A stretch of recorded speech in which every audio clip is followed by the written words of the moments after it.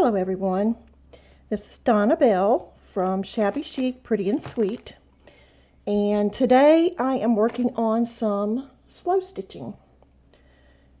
My grandmother, when I was little, I can remember she was a big quilter and she used to do a lot of slow stitching. Everything was, she did a lot of things by hand, especially her quilting was done by hand, and she taught me how to do this as well.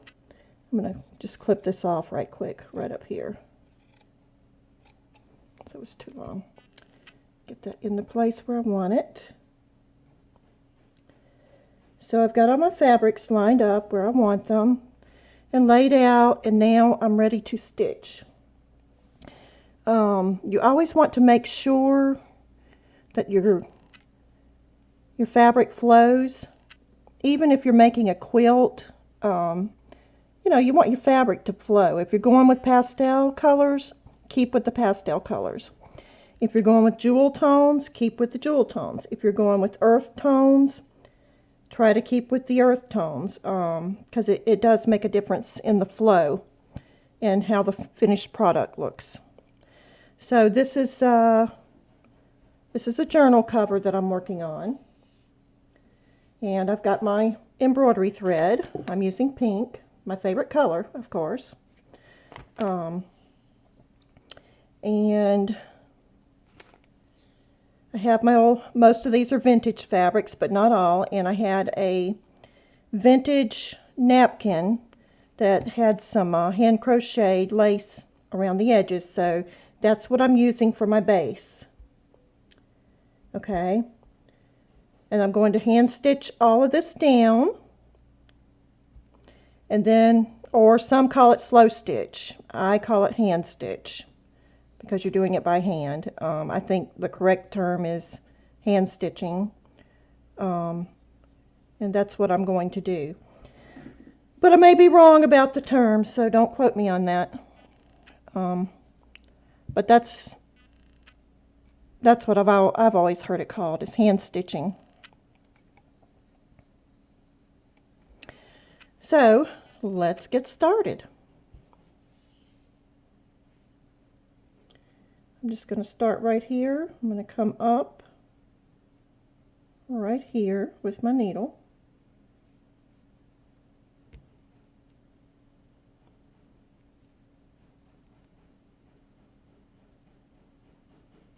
And I do have a knot tied in the end right there, so that when I bring it through,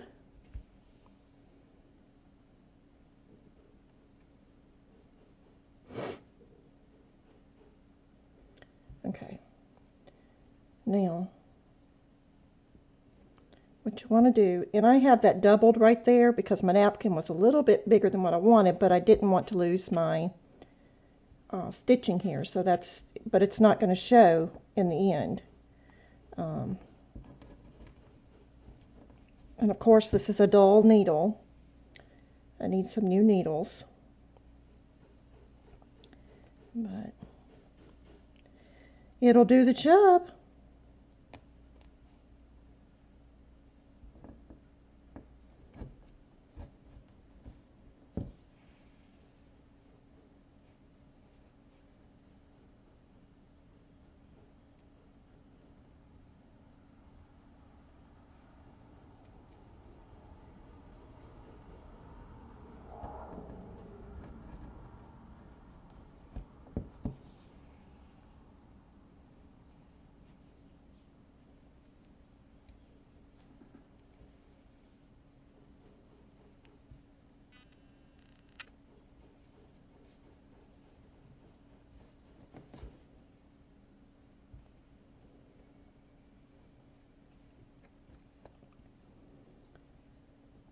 So you just take your time and you just go in and out, trying to keep your stitches the same length, and trying to keep it straight. Now I don't see as good as I used to, so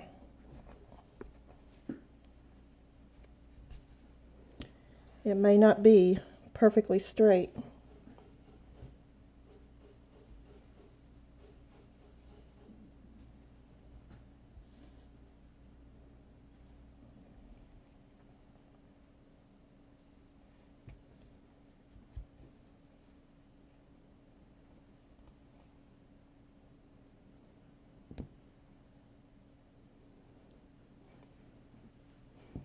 me move over where you can see.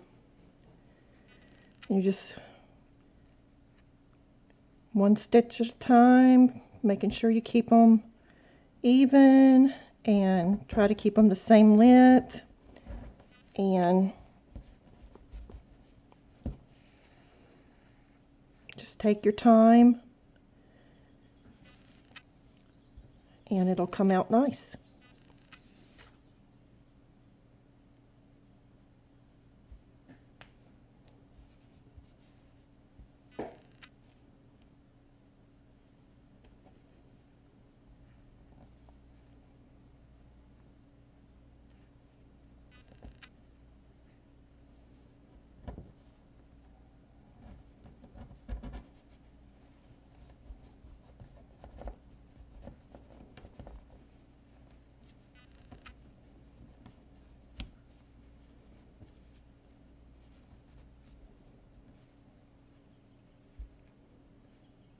Oh, my needle's stuck.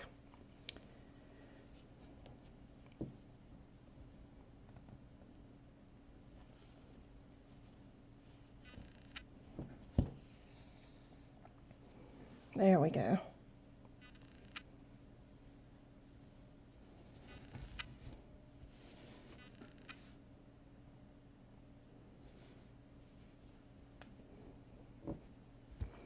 I usually put my fingers down and pull it because I don't want mine all bunched up. Some people like it that way. On some projects it's better, but for this one, I'm going to keep my stitches like this. Plus, I can hear my grandmother telling me, like she did when I was growing up and she was teaching me, I can hear her telling me to make sure they're not bunched up.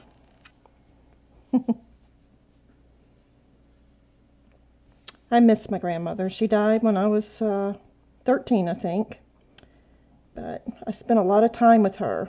She lived right down from us. And she kept us when we were little, you know. She was a good grandmother.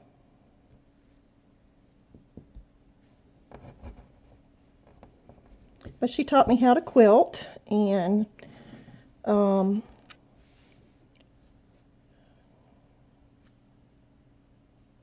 kind of things like that. Now see, I did get a little crooked here, but that's okay. But if you're doing a quilt, you want to try to keep your stitches straight. That's very important.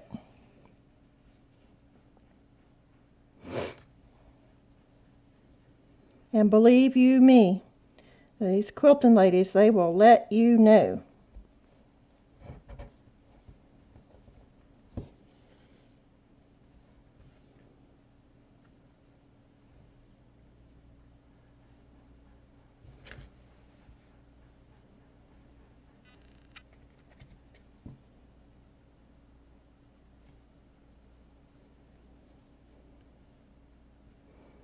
Let me pause for a second.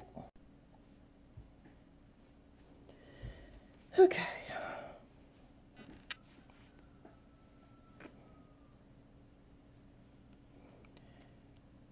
I'm back.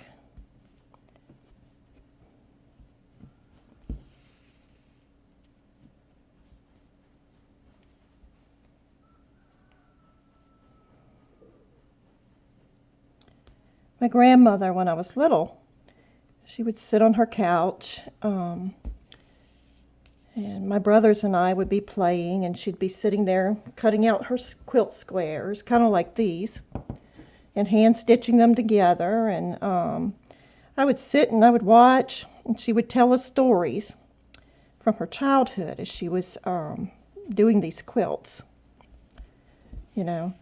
And those were wonderful days. Those were really wonderful days. And she had this saying about I don't know, when she would get aggravated or something, she'd say, "I'm so mad I could fry an egg in a mud puddle." And we would giggle and laugh. Yep.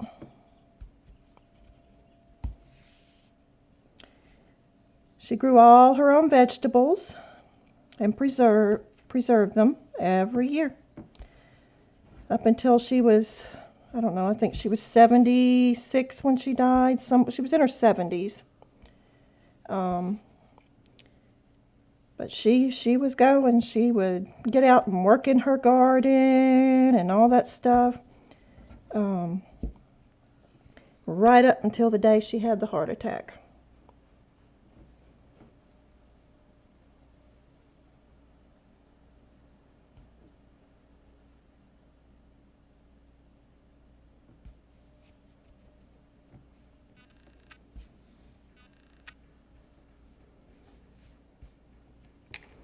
Okay, so this is what we have so far. I'll flip it over and show you the back. By pulling it, and every now and then I would flip it over and I would check to make sure that these seams are nice and not puffed up and you don't have like a knot or a tangle or a rat's nest back there.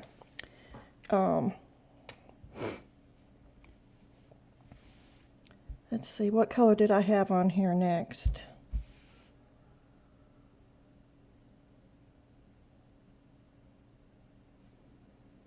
I think it was this.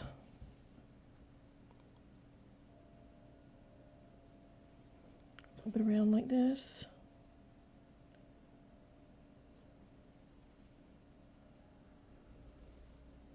And you want to overlap it enough that you can catch both pieces.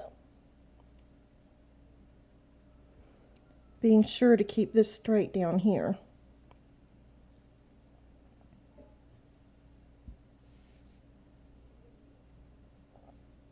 It doesn't have to be perfect, but it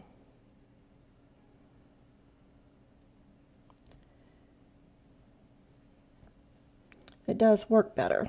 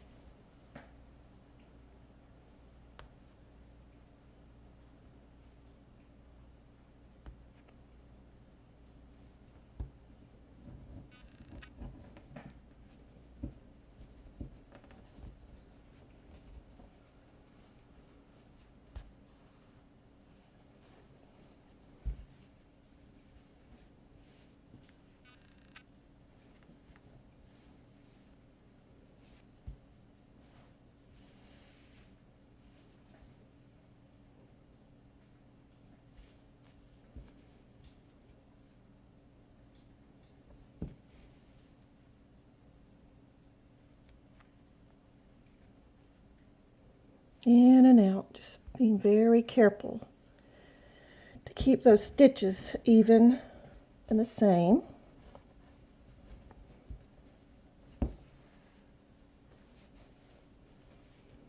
And the next time I go into town, I'm going to pick up a sharper needle because this one's just, it's big and it's bulky and it's dull. I've used it so much.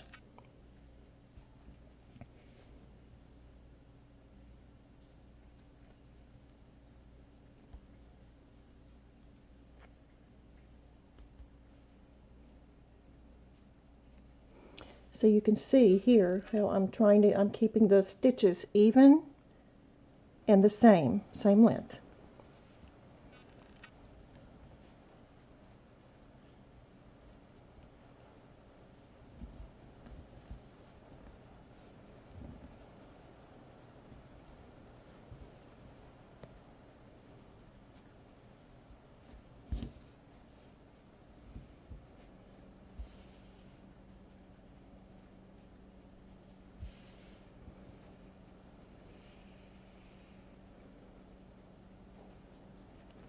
And I am getting a little bit crooked, but for the most part, the stitches are all the same, as you can see. Now I'm going to pause while I finish up stitching this piece down, and I will come back. To measure the length of your stitch, see the tip of my needle here? See the width that I've gone through? You push your needle through about that far and then go down and then about that far again and back out like that. And then you just pull it on through.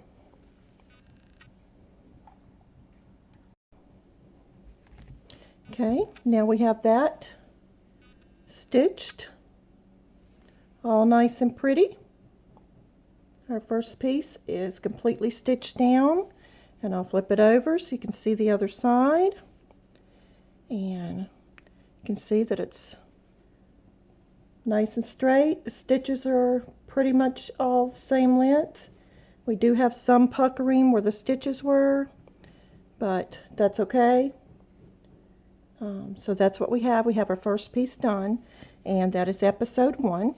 I will be back in a few minutes with episode 2, and we will continue.